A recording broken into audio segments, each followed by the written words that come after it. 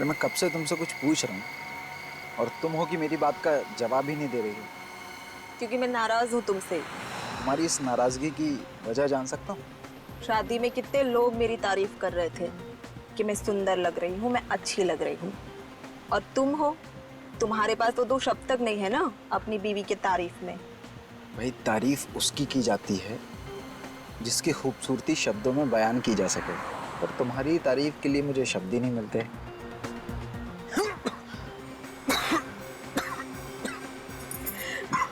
देखा वैभव, जो लोग ज्यादा झूठ बोलते हैं ना उन्हें ऐसे ही खांसी आती है। क्या क्या हुआ वैभव? तुम ठीक तो हो ना? पता नहीं कि ये क्या हो रहा है। मेरी भी सांस अटक रही है।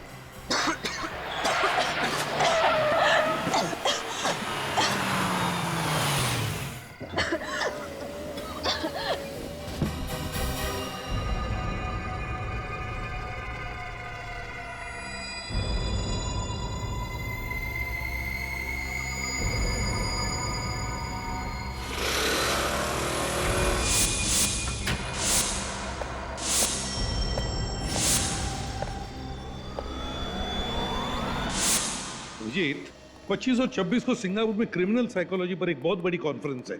मैं चाहता हूं कि तुम और दया वहां होकर आओ। Morning sir. मॉर्निंग।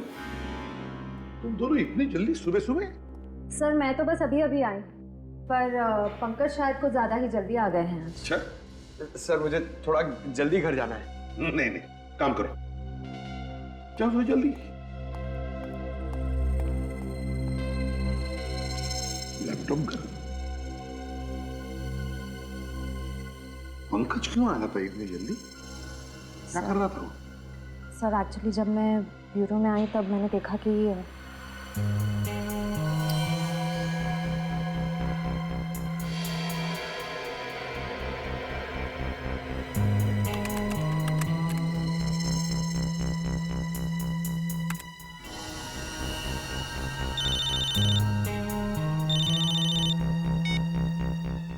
हेलो। हाँ सूरज सर। हाँ आपने जैसे कहा था मैं वैसे ही कर रहा हूँ। नहीं सर, ब्यूरो में मैं अकेला हूँ, कोई भी नहीं है। हाँ सर, सारी डेटा कॉपी हो रही है। सर कोई आ रहा है, मुझे आपको 2 मिनट फोन करने दो। कौन है वहां? पंकज।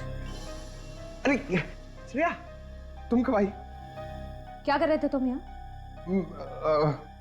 मैं योगा कर रहा था। बैठे बैठे ना थोड़ा पीठ अकड़ गई थी तो। टेबल के पीछे। आप तो योगा तो कहीं भी कर सकते हैं ना? सर मुझे पूरा यकीन है ये कुछ गड़बड़ कर रहा है। सर मुझे भी लग रहा है ये सूरज और पंकज कोई टेढ़ी खीर पका रहे हैं। हाँ सर, कभी ये दोनों लैपटॉप तोड़ देते हैं, कभी सबूत को छुपाने की कोशिश करते हैं। सर ऐसा लगता है जैसे ये केस को सुलझाना नहीं उलझाना चाहते हैं। ये बात मेरे भी ध्यान में आई है काफी दिनों से, मगर क्या करें। सर ये लोग जहाँ से आए हैं वहीं वापस भेज दीजिए।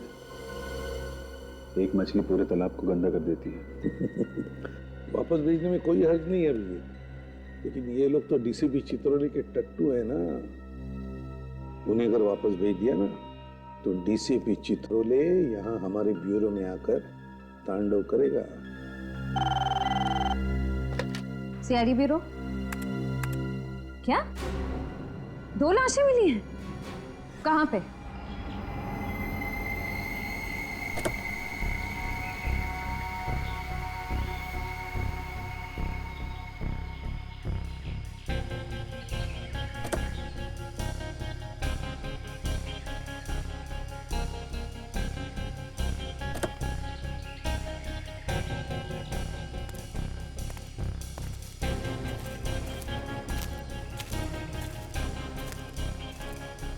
तो तुम लोग श्याम नगर का रास्ता पूछ रहे थे? वो सर हम लोग रास्ता भटक गए थे, तभी मैंने ये गाड़ी देखी। दीपक, स्टॉप द कार। क्या हुआ? वहाँ एक कार खड़ी है, शायद कार वाले को पता हो कि श्यामनगर का रास्ता कहाँ पड़ेगा। हाँ उससे पूछते हैं, गुड आइडिया। मैं देखता हूँ।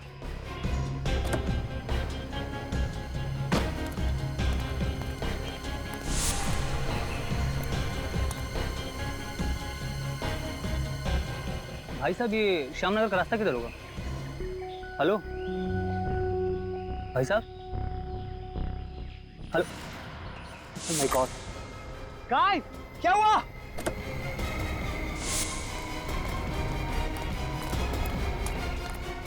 क्या हुआ?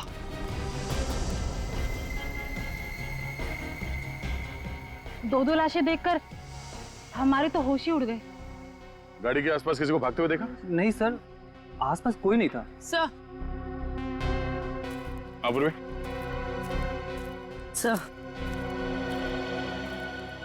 सर इसके कान पे ये जो निशान है, लगता है किसी ने ईयररिंग खींच के निकाला है। सर इसके गले पर भी एक निशान है। सर लगता है मामला लूटपाट का है। हाँ पूर्वी, सर ये गहने वगैरह शरीर के ऊपर के हिस्से से गायब है। ये पैर में बिछुआ और पायल वैसे का वैसे ही, मतलब खूनी। गाड़ी के खिड़की से उसने इस जुर्म को अंजाम दिया है। सर इन दोनों हस्बैंड वाइफ ने कितने सपने देखे होंगे सर एक दूसरे के साथ अपने भविष्य के लिए, और किसी खूनी ने सिर्फ चोरी करने के लिए इन दोनों को मार दिया। खूनी तुम्हारी तरह भावुक नहीं होते पंकज, वो सिर्फ अपना सोचते हैं, दूसरों का नहीं। इस शरीर पे कहीं भी चोट या जख्म का कोई निशान नहीं है।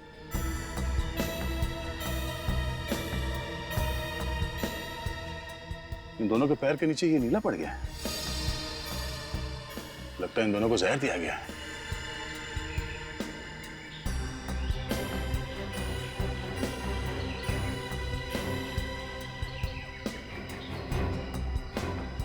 सर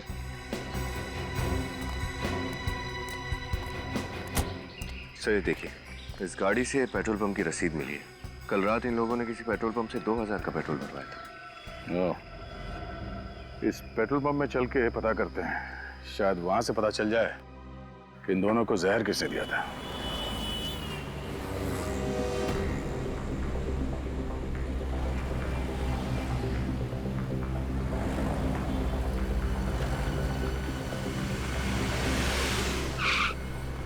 बोलो साहब, कितने का डालूं?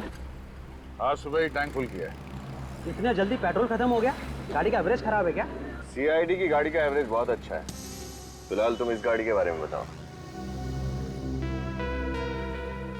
हाँ साहब, ये पर्ची तो हमारे यहाँ की है। हाँ, इस कार में पेट्रोल कल रात यहीं पे डाला गया था। हाँ साहब, भराया तो था। पप्पू जी, क्या बात है पप्पू? कौन है साहब? ये लोग CID से किसी कार के बारे में पूछ रहे हैं। CID? क्या बात है सर, कुछ प्रॉब्लम है क्या? बहुत बड़ी प्रॉब्लम है। इस कार में जो हस्बैंड वाइफ कल जा रहे थे, उन दोनों का खून हुआ। खून? किसने किया? यही पता लगाने की कोशिश कर रहे हैं हम लोग। क्या बता सकते हैं कि इनके साथ कोई और भी था या ये दोनों ही थे? ये तो नहीं मालूम सर, लेकिन हाँ, गिरीश बता सकता है। कौन गिरीश? वो नाइट की शिफ्ट में काम करता है। जरा इस गिरीश को बुलाना। सॉरी सर, वो तो हॉस्पिटल में है। हॉस्पिटल में? क्यों? वो कल रात को 12 सवा 12 बजे के आसपास अचानक वो गिर गया और बेहोश हो गया। बेहोश हो गया? कैसे? पता नहीं साहब, उसे चक्कर आने लगे थे। इससे पहले कि हम लोग कुछ समझ पाते, वो धड़ाम से नीचे गिर गया। मुझे लगा कि बेचारा 2-2 शिफ्ट में काम कर रहा था, इसलिए थकान की वजह से ऐसा हो गया हो। कौन से हॉस्पिटल में भर्ती है ये? शांति शिविर हॉस्पिटल। शांति शिविर हॉस्पिटल। सर ये वैभव और शिखा, ये लोग एक शादी से लौट रहे थे सर, जब इन पे हमला हुआ। और सर हमला होने से पहले रात करीब 12 बजे ये लोग एक पेट्रोल पंप पर पहुंचे थे, जहां एक अटेंडेंट गिरीश ने इनकी गाड़ी में पेट्रोल डाला और इनके जाने के बाद वो बेहोश हो गया और हॉस्पिटल पहुंच गया। अभिजीत, ये पेट्रोल अटेंडेंट गिरीश का बेहोश होना और फिर उसके बाद में वैभव और शिखा, इन दोनों पर हमला होकर उनकी भी मौत होना, कहीं इन दोनों बातों में कोई कनेक्शन तो नहीं? सर मैं अभी अभी हॉस्पिटल में गिरीश को मिलकर आ रही हूँ। डॉक्टर्स का कहना है कि उसकी बेहोशी की वजह थकान नहीं, कोई जहरीला केमिकल है, कोई जहरीली गैस। तो फिर अभिजीत इसका मतलब है कि ये दोनों शादीशुदा इसी जहरीले गैस के चपेट में थे और इन्हीं के जरिए इस गिरीश तक ये जहरीला गैस पहुंच गया। हाँ सर, गिरीश बच गया क्योंकि वो वक्त पर हॉस्पिटल पहुंच गया, लेकिन वैभव और शिखा की किस्मत इतनी अच्छी नहीं थी। मगर ये जहर है कौन सा? है कौन सा ये जहर जो 2 मिनट में आदमी दम तोड़ दे? सर, हाँ। सर इस जहर का नाम है फोलियम ब्यूरोक्साइटिस। हेलो तारिका जी। फोलियम ब्यूरोक्साइटिस। हाँ सर, ये जहरीला केमिकल मुझे वैभव और शिखा के फेफड़ों से मिला है। फेफड़ों में मिला है तो इसका मतलब है अभिजीत कि इन दोनों ही ये जहर किसी चीज से सूंघा है या फिर सूंघाया गया है। हाँ सर, क्योंकि बॉडीज में इंजेक्शन वगैरह का तो कोई निशान नहीं मिला है मुझे। वही तो। और पेट में खाने पीने में कोई जहर नहीं मिला? पंकज, जब डॉक्टर तारिका कह रही है कि जहर सिर्फ फेफड़ों में था, तो उल्टे सीधे सवाल पूछ कर परेशान मत करो इनको। मालूम है कितनी मेहनत लगती है सब ढूंढने में। अरे आप थक गई होंगी, मैं कुछ मंगाऊं आपके लिए? फिर कभी अभिजीत, आज थोड़ा लेट हो रहा है क्योंकि सालों के साथ पूना गए ना, तो सारी जिम्मेदारी मुझ पर ही है। सर उनके सब पूना गए हैं? ये तो बड़ी अच्छी बात है। मतलब दिन रात काम करके थक गए हैं बेचारे, पुणे गए हैं तो थोड़ा चेंज हो जाएगा।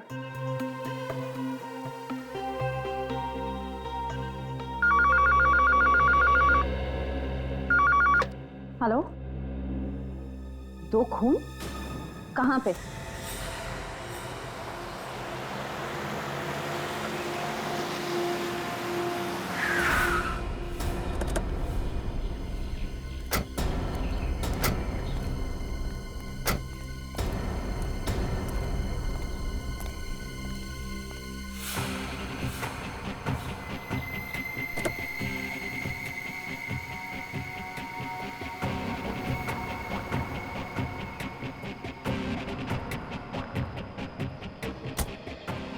कमाल है, एक ही दिन में 4 खून। मैंने भी ठीक वैसे ही मारा गया जैसे वैभव और शिखा को।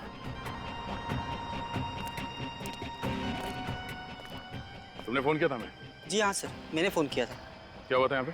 सुबह सुबह काम पे जा रहा था, गाड़ी को देखकर शक सा हुआ। झांक कर देखा तो दोनों मरे पड़े थे। यहीं पे रहते? हाँ सर। ठीक है, जाओ। सर, इस खूनी को जल्दी से पकड़ना होगा सर, कहीं और मासूमों की जान ना चली जाए।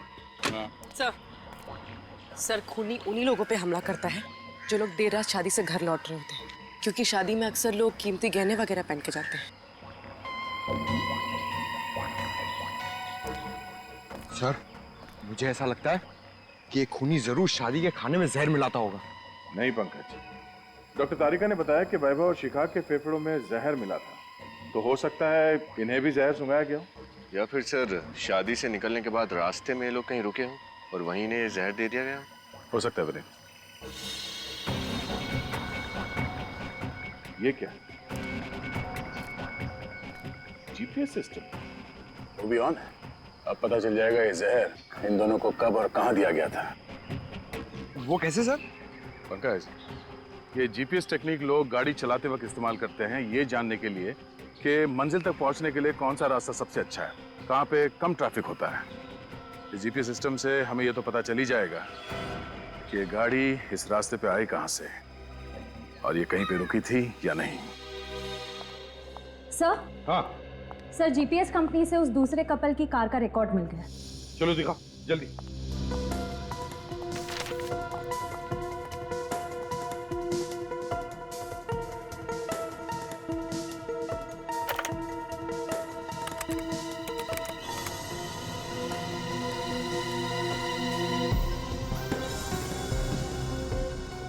ये देखो अभिजीत, ये है वो शादी का हॉल, इसे हम पॉइंट ए कहते हैं। ये देखो, ये है पॉइंट बी। यहां पर इन दोनों की मौत हुई। सर पॉइंट ए से पॉइंट बी के बीच ये गाड़ी कहीं रुकी नहीं है। इसका मतलब इन दोनों को जहर शादी के हॉल में ही दिया गया है। एग्जैक्टली अभिजीत, ऐसा ही हुआ होगा। ये वैभव और शिखा ये दोनों भी तो इसी हॉल में गए थे शादी के लिए। अभिजीत, इसका एक ही मतलब हो सकता है कि वहां पर कोई तो है कोई तो है वहां प्रज्ञा बैंक्वेट्स में जिसने इन लोगों को ये जहर सुंघाया है किसी तरह से।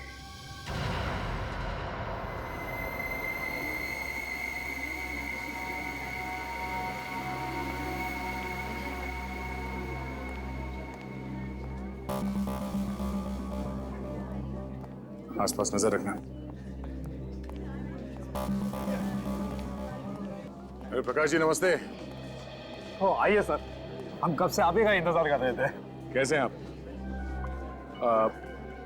परेशान क्यों लग रहे हैं? सर आज मेरे इकलौते बेटे की शादी है और उसमें आप ये सीआईडी वालों की तहकीकात, बड़ी टेंशन हो रही है सर। आप चिंता मत कीजिए, कुछ नहीं होगा। फिर भी सर डर तो लगा हुआ है ना। निश्चिंत रहिए आप, कुछ नहीं होगा, हम लोग हैं ना। और आपके सहयोग से ही आपके एक मेहमान की जान बचा पाएंगे आप। जी सर।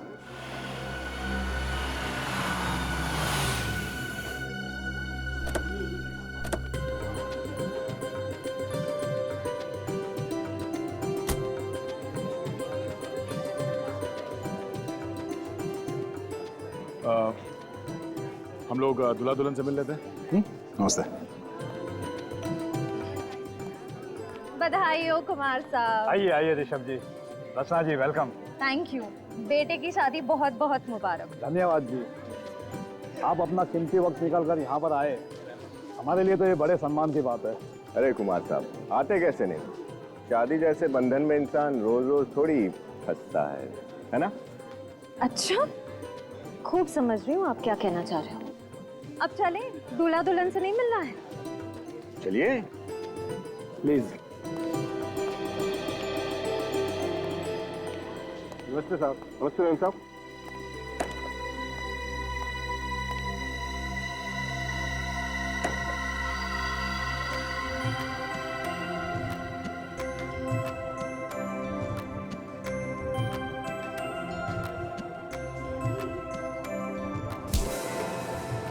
भाई साहब जरा देख कर चलिए।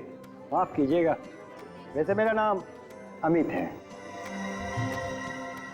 हमारा नाम हर्ष है और ये है मैं इनकी पत्नी रचना। बहुत खूबसूरत है जी। मतलब क्या है आपका? गलत मत समझिए, मैं इनके हार की बात कर रहा था। ये पूरे 10 लाख का है। वो क्या है ना कि 6 महीने पहले हमारी शादी की सालगिरह थी, ये भूल गए तो सजा के तौर पे मैंने इनसे ये हार मांग दिया। कितनी बार समझाया है तुम्हें, हर जगह 10 लाख का ढिंढोरा पीटने की क्या जरूरत है?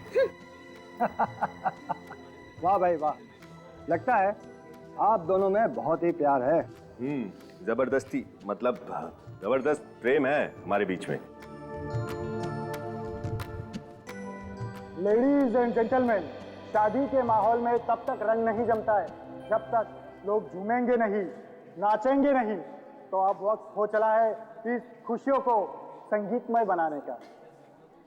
जोरदार तालियों से स्वागत कीजिए मिस गीता का, जो अपनी मधुर आवाज से आप सभी का मन मोह लेगी। मिस गीता।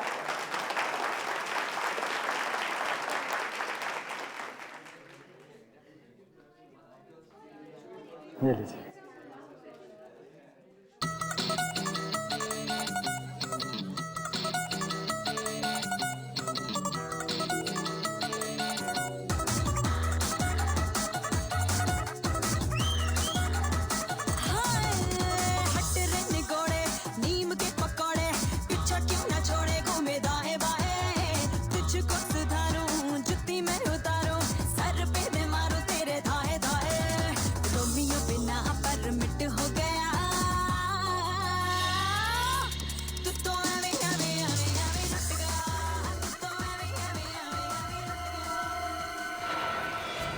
सॉरी साहब, दिखाई नहीं देगा तुम्हें? हाँ, सब पीके घूम रहे हो क्या यहाँ? जिसे देखो हमसे आगे टकरा रहा है यहाँ। अरे वो जहरीला केमिकल इन फूलों में तो नहीं है? ये सब गलती होगी सब। क्या किया ये? साहब मैंने जानबूझ के नहीं किया साहब। गलती हुई है, जानबूझ के किया पता चल जाएगा। इन जहरीले फूलों से लोगों की जान लेता तू, हाँ? और फिर उन्हें लूटता है। साहब आप कैसी बात कर रहे हैं साहब? मैं वेटर हूँ सर, मैं खूनी नहीं हूँ साहब। चुप, रेडी। इसे ब्यूरो लेके जाओ, अच्छी तरह से खातिरदारी करो इसकी। विनीत, चलो हॉस्पिटल चलते हैं। चल, तेरा खेल खत्म। चल। साहब मेरी बात का यकीन करो, मैंने कुछ भी नहीं किया साहब। चल। ये सब क्या था कुमार जी? कुछ नहीं, अब सब ठीक हो जाएगा।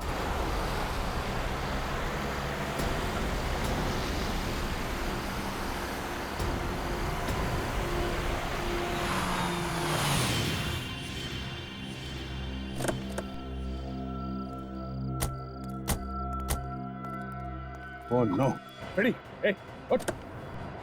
सर, सर, निखिल, तुम दोनों को जल्दी हॉस्पिटल ले जाना पड़ेगा, निकालो उन्हें। सर। डॉक्टर साहब, आप कैसी तबीयत है फ्रेडी और उस वेटर राजू की? इन्होंने शायद कोई जहरीली गैस सूंघ ली थी, जिसकी वजह से वो बेहोश हो गए, लेकिन अभी वो खतरे से बाहर है। हम फ्रेडी से मिल सकते हैं? देखिए, फिलहाल वो होश में नहीं है। मैंने उन दोनों को नींद का इंजेक्शन दिया है, दोपहर तक होश आ जाएगा। ठीक है डॉक्टर, थैंक यू। सर, जरूर ही वही जहरीली गैस है जिससे उन शादीशुदा जोड़ों को मारा जा रहा है। हाँ निखिल, मगर डॉक्टर तारिका ने तो कहा कि जो फूल श्रेया और विनीत पे गिरा था उसमें कोई जहरीला केमिकल नहीं था। इसका मतलब है वो जहरीला केमिकल उस गाड़ी में ही था। लेकिन सर, उस गाड़ी की चाबी हमने किसी भी बैंक्वेट के स्टाफ मेंबर को नहीं दी थी, तो फिर? अब इन सारे सवालों का जवाब उस गाड़ी से ही मिलेगा।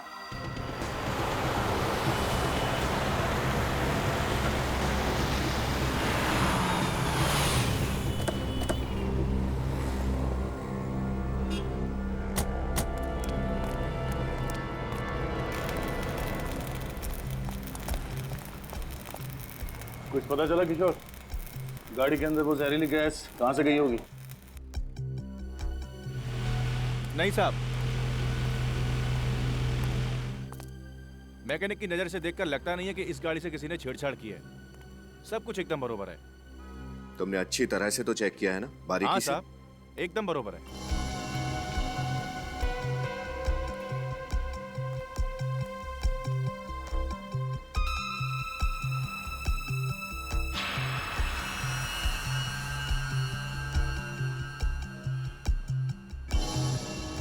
सफेद क्या है किशोर, कुछ लगा है क्या? नहीं साहब, मैंने तो सिर्फ गाड़ी चेक करी है। तो मेटल पाउडर जैसा कुछ है।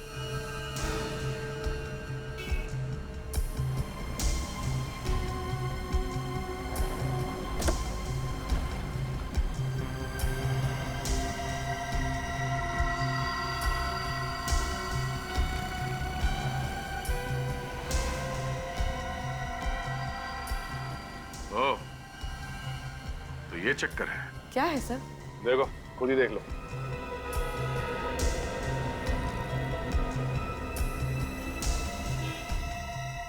सर, इतना बारीक छेद तो मैग्नीफाइंग ग्लास से ही दिख सकता है। पहले यहाँ दरवाजे पे किसी ने ड्रिल मशीन से छेद किया और फिर उस छेद के जरिए अंदर वो जहरीली गैस डाल दी गई। लेकिन सर, ये ड्रिल मशीन तो बिजली से ही चलती है ना? अगर उसने ड्रिल मशीन का कनेक्शन किसी और वायर के थ्रू कहीं किया होगा तो किसी ने तो उसे देख ही लिया होगा। ये भी तो हो सकता है कि ड्रिल मशीन बिजली से नहीं बल्कि बैटरी से चलती है। सब कुछ पोर्टेबल है। हेलो, हाँ बोलिए। क्या? निशान? अच्छा, ठीक है, उसकी फोटो, एड्रेस, सेल नंबर और सारी डिटेल्स मुझे भेज दो। Okay, thank you. क्या हुआ सर? प्रज्ञा बैंक्वेट हॉल का दरबान निशान, वो गायब है। ना वो काम पे आ रहा है, ना ही फोन कॉल उठा रहा है। सर, ये सब किया धरा उस निशान का ही तो नहीं है? अब ये तो उस दुकान से ही पता चलेगा जहाँ पे ये खास बैटरी वाली ड्रिल मशीन मिलती है। पता करो कहाँ कहाँ ऐसी ड्रिल मशीनें मिलती हैं। निखिल, लगता है ये वही डिस्ट्रीब्यूटर है जो वो ड्रिल मशीन बेचता है। चलो। सुनिए, हम लोग सीआईडी से हैं, आपसे कुछ पूछताछ करना चाहते हैं। बैटरी से चलने वाली शक्तिशाली ड्रिल मशीन्स पूरे शहर में सिर्फ आप ही की दुकान पे मिलती है ना? जी, होलसेल की बस मेरी ही दुकान है उन ड्रिल मशीन्स की, और कहीं नहीं मिलेगी आपको। तो जिन दुकानों को आप ये मशीन्स बेचते हैं, 1-2 पीसेस तो बेचते नहीं होंगे, कम से कम 15-20 पीसेस बेचते होंगे। जी बिल्कुल। तो पिछले कुछ दिनों में आपने इस तरह बैटरी से चलने वाली ड्रिल मशीन अगर बेची है तो किसको बेची, याद है कुछ आपको? सर मैंने तो नहीं बेची, लेकिन मेरी दुकान पे एक छोटू नाम का लड़का काम करता था। उसे एक ग्राहक ने 500 रुपए ज्यादा का लालच दिया, उसे उस मूर्ख ने बेच दी। छोटू, बुलाओ उसे। जी मैंने उसे निकाल दिया। काम से निकाल दिया? तो क्या आप उस ग्राहक को पहचानते हैं? जी बिल्कुल, वो पहले मेरे पास आया था। जब मैंने उसे मना कर दिया तब शाम को दोबारा आया। जब मैं दुकान पे नहीं था तब छोटू ने उसे दे दी। यही था वो?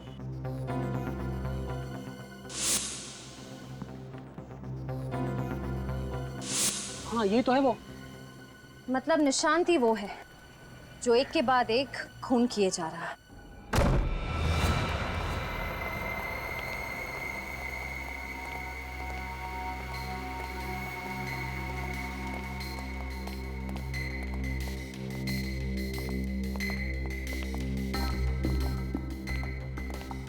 लगता है अपने परिवार के साथ 9-11 हो गया।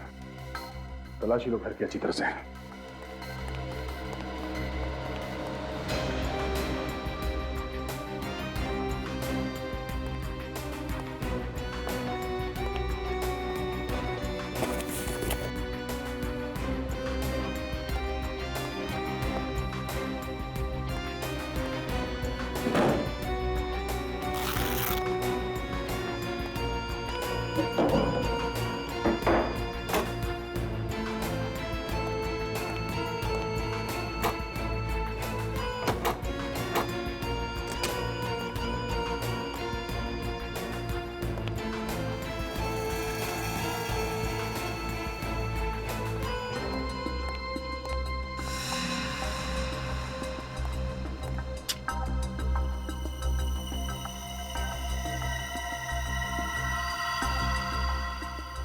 निशांत और निशांत की बीवी।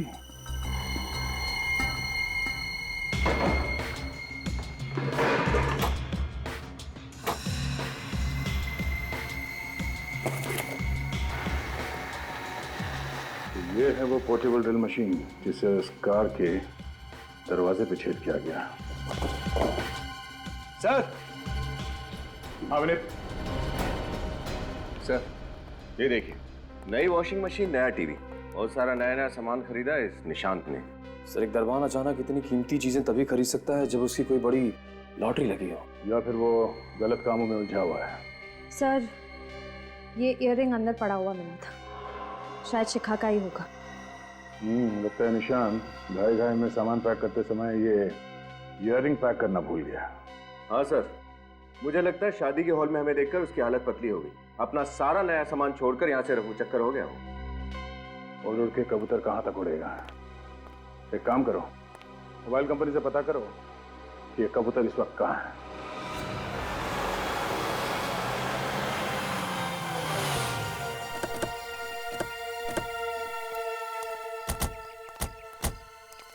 सर, आखिरी बार निशांत का मोबाइल यहीं पर था। यहाँ पे ये देखो,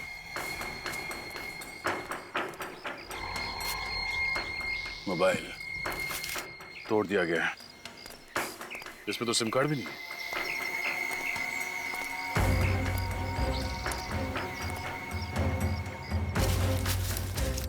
सर। हाँ देखिए सर, फावड़ा पड़ा हुआ है, मिट्टी भी लगी हुई इस पर ताजी। एक काम करो, आसपास देखो कहीं खुदाई का काम हुआ है क्या।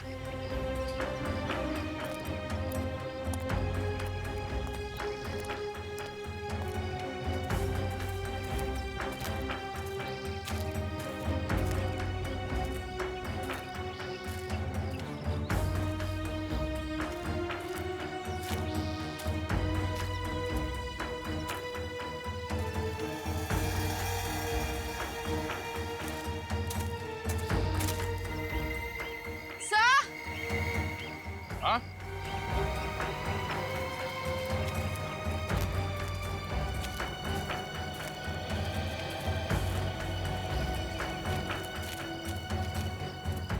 सर ये देखिए, सर यहाँ मिट्टी खुदी हुई है।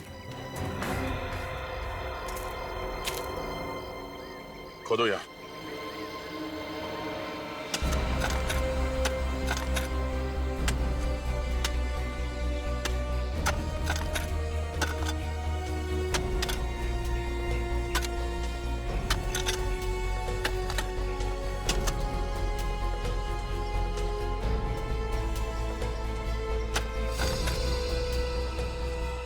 सर, हाँ?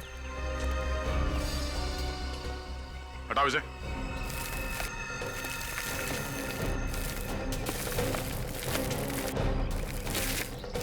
एक मिनट लाश है, बाहर निकालो उसे।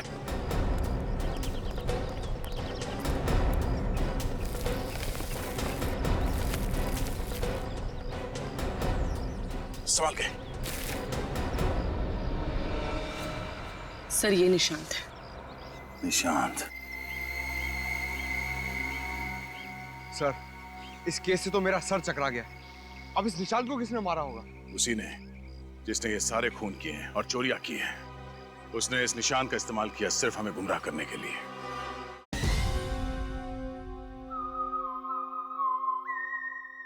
हाँ, तारिका, क्या पता चला इनके बारे में? सर मुझे 2 बातें पता चली है जो आप लोगों को खूनी के काफी करीब ले जा सकती है। अच्छा, वो क्या? तो ये देखिए, इसके गले पे ये खरोचों के निशान जो शायद खूनी के साथ हाथापाई की वजह से हो गए हो। सर, उस जंगल में जहाँ पे हमें निशांत की बॉडी मिली थी, वहां पे हमें निशांत का टूटा हुआ मोबाइल भी मिला था। कहीं इस हाथापाई की वजह से तो वो नहीं टूटा? हो सकता है, मगर ये खरोचों हमें खूनी तक कैसे पहुंचाएंगी? क्योंकि सर इन खरोचों से ये पता चल रहा है कि खूनी कोई लड़का नहीं बल्कि एक लड़की है। लड़की है? वो कैसे? सर इन खरोचों के अंदर मुझे नेल पॉलिश के ट्रेसेस कुछ अंश मिले, और सिर्फ इतना ही नहीं, निशांत के नाखूनों में मुझे चमड़ी मिली है जिसकी डीएनए रिपोर्ट भी यही बता रही है कि खूनी एक लड़की है। नेल पॉलिश की ट्रेसेस मिले, और दूसरी बात क्या है? वो ये कि इसे भी वही जहरीला केमिकल दिया गया था जिससे उन शादीशुदा जोड़ों का खून किया गया था। मतलब इस सारे के पीछे एक ही औरत है, एक ही औरत जिसने वो सबूत भी निशांत के घर में रखे और फिर इसे जंगल में बुलाकर मार डाला। और ये सारा का सारा काम इतनी सफाई के साथ किया कि पूरा शक निशांत पे जाए। सर हो सकता है इस निशांत की बीवी उसी औरत के कब्जे में हो सकता है श्रेया, हो सकता है। और हो ना हो, ये कोई औरत ही है, उस होटल की स्टाफ मेंबर जिसने सारा खेल रचाया है। सचिन, काम करो, प्रज्ञा बैंक्वेट में फोन करके पता लगाओ क्या कोई स्टाफ मेंबर है, कोई औरत जो छुट्टी पर है किसी कारण।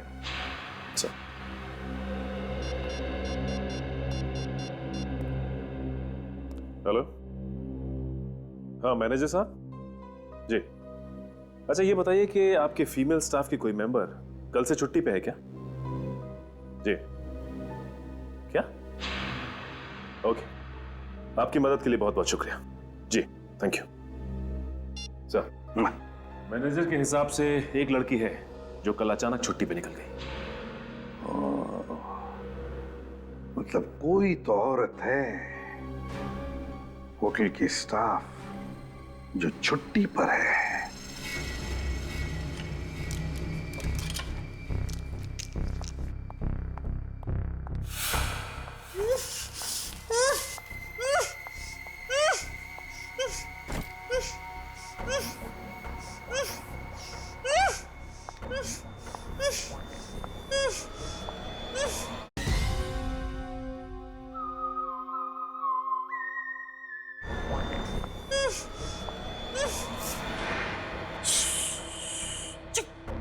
एकदम चुप। बोलना है इसलिए खोल दूं। ले। आप मुझे छोड़ दो। निशांत तो तुम्हारे इशारों पे कठपुतलियों की तरह नाचता है ना, और तुम्हें क्या चाहिए? मैं जो चाहती थी मुझे तो वो मिल ही गया है। अब तो बस एक खूबसूरत सी जगह जाकर सुकून की जिंदगी जीनी है। जब तुम्हारा मकसद पूरा हो चुका है तो मुझे मेरे निशान के पास जाने दो ना। अच्छा, अगर तुम यही चाहते हो तो यही सही।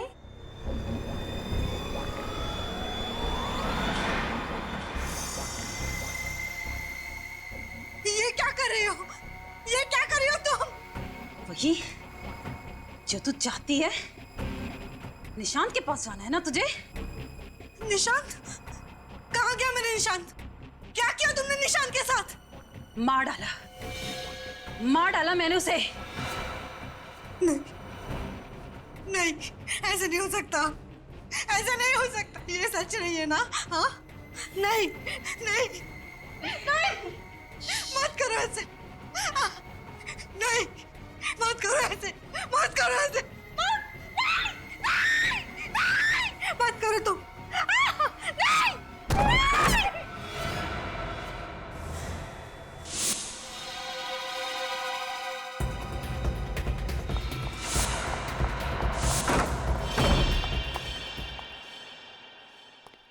बहुत हो गया गीता जी, अब तुम्हारा खेल खत्म।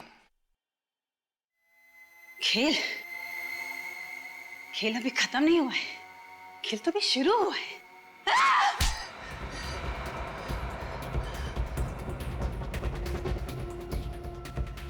बहुत शौक चढ़ा है ना खेल खेलने का। हाँ, मैंने ही किया ये सब। इन सभी हत्याओं के पीछे मेरा ही हाथ है, क्योंकि मैं सोना लूटना चाहती थी, अमीर बनना चाहती थी। अमीर बनने के लिए, पैसा पाने के लिए 5-5 खून किए तुमने, हैं? क्या यही एक रास्ता था तुम्हारे पास अमीर बनने का? ऐसा नहीं है सर कि मैंने शराफत का रास्ता नहीं अपनाया, पर मुझे मिला क्या शराफत और मेहनत के बदले? क्यों? ऐसा क्या हुआ तुम्हारे साथ? एक अमीर इंसान के यहाँ मैं काम करती थी। एक दिन उसके यहाँ सोने की चोरी हुई और उसने सारा इल्जाम मुझ पर डाल दिया। वो तो सबूत ना होने की वजह से मैं बच गई, वरना मैं भी जेल में होती इस वक्त। और इसलिए तुमने वो बैंक्वेट हॉल ज्वाइन कर लिया, वहां गाना गाने लगी, ताकि तुम अमीर लोगों पर नजर रख सको और फिर उन्हें अपना शिकार बना सको। हाँ सर, मैं उनमें से अपना शिकार चुनती और निशान को खबर कर देती। जब लोग मेरा गाना सुन रहे होते तब निशांत अपना खेल शुरू करता, मौत का खेल। वो पार्किंग लॉट में जाता और ड्रिल मशीन के जरिए कार में छेद करता। हाँ मैम साहब, हाँ ठीक है, काम हो गया मैम साहब। हाँ हाँ हाँ, देख लिया मैंने। Okay ma'am.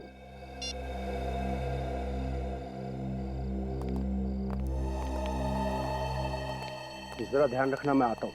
ठीक।